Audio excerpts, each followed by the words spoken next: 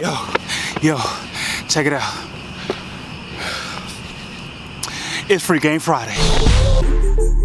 Today's Free Game Friday is dedicated to everybody who want to know about credit. Do you even know what credit is? Do you know what your credit score is? Do you know what a FICO score is? Well, let me just kind of answer some of those questions for you. Credit is your ability to make payments on time, over time. If you don't pay your bills on time, every single month, you're gonna have a low credit score. I mean, why would anybody want to lend money to you and you don't even know how to pay it back on time? Would you trust your homeboy or your homegirl with some money if you gave it to them and they ain't pay you back? Or if they paid you back but it took them like 6 months past the time that they said they was gonna pay you back to pay you back? Well, that's why it's very important to have good credit, because you want people to be able to trust you with their money so you can go back and get more money, more assets. I mean, that's really what the goal should be, using other people's money to buy assets that produce income and produce a profit for you, okay? So we all heard of credit scores, right? Well, you actually have 3 credit scores, and your middle score is your FICO score. So let's say on one credit bureau you got a 645, the other one you got a 700, but the other one you might have a 665. The financial institutions are gonna look at your 665 credit score to determine what's your FICO. You know, there's a lot of programs that allow you to have 580, 500 credit scores in order to get you, you know, into a house, whether it be a FHA loan, whether it be a VA loan, and, you know, things like that. There's programs and vehicles that allow you to have a kind of a lower credit score and allow you to still get some things. But if you really want to, you know, have a nice credit score, you want to have something at least 640, okay? 640 and above are really to keep you cool. Anything in the 700s and the 800s is decent. I mean, it's very good. So let's think. The credit scores go from 300 all the way up to 850. You want to make sure you stay somewhere in that 700 range. Therefore, you don't really want to be denied for things when you try to apply. I mean, how embarrassing is it? Not even embarrassing. It's kind of like sad if you go in there trying to get you a mortgage, so to speak, and they say, hey, well, you only got a 520 credit score. Come back in a little while and let's see if you can improve the score or not, okay? I'm not telling you. I'm outside, mind you, there's bugs. I'm not out here telling you anything that I don't know, but what I am telling you that I once had a credit score in the low 500s, is now in the lower 700s. And the only reason why I got that is because I had to educate myself first on what is credit and how does credit affect my life. Once I found out those things, pretty much life has been a little bit more easier because I had a different strategy.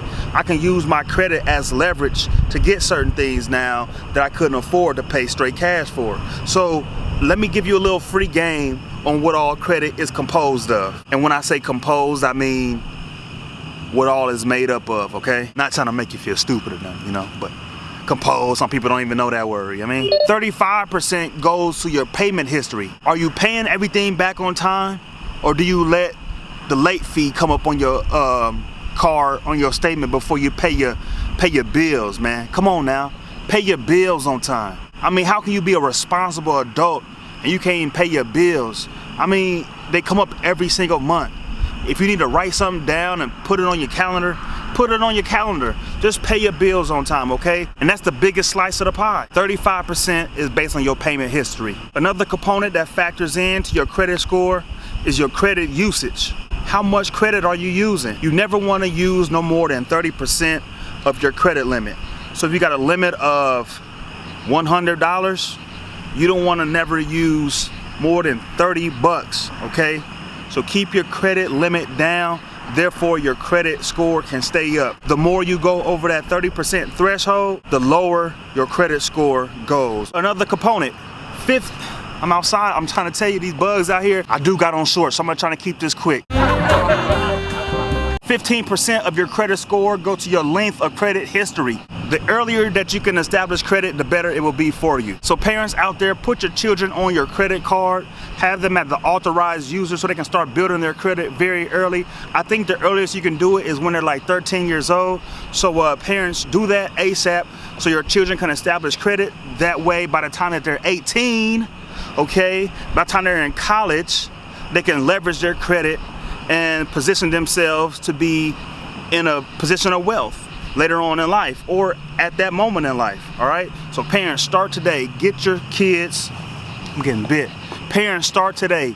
Put your kids on your credit cards as an authorized user.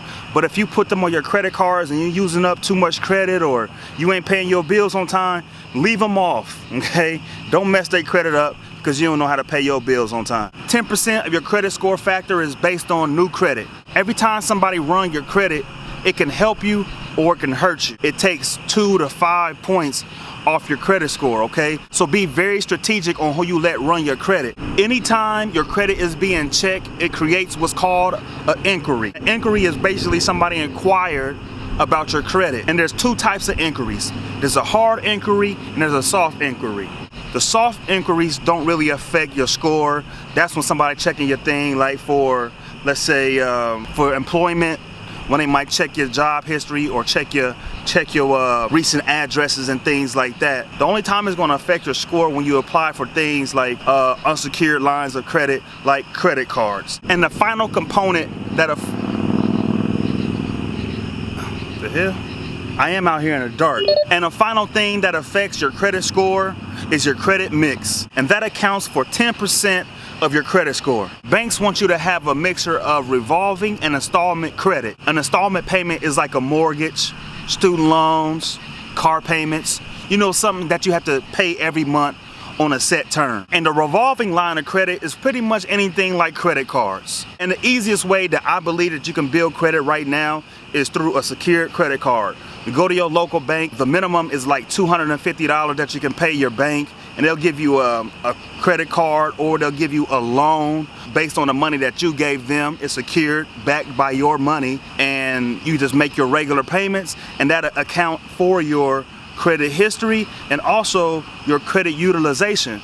So if you just give them $250, don't use no more than a third of that, start today, and that's 35 plus 30, 65% of your credit score will be affected just because you're making payments on time, over time, on $250, okay? But start now. All right, guys, I hope you learned a little something tonight, and the YouTube God will be mad at me if I don't say this first. Please like, give me a thumbs up. Matter of fact, you can even give me a thumbs down, okay? I just need some interaction. Leave me a comment, but make sure you subscribe. I gotta hurry up and get up out here. Man, I'm out here, it's dark. I'm in a parking lot all by myself. These bugs is getting to me. I got these shorts on, man. And I ain't trying to get out here and get caught by no freaky Jason. I gotta get up out of here. It's Friday, free game Friday.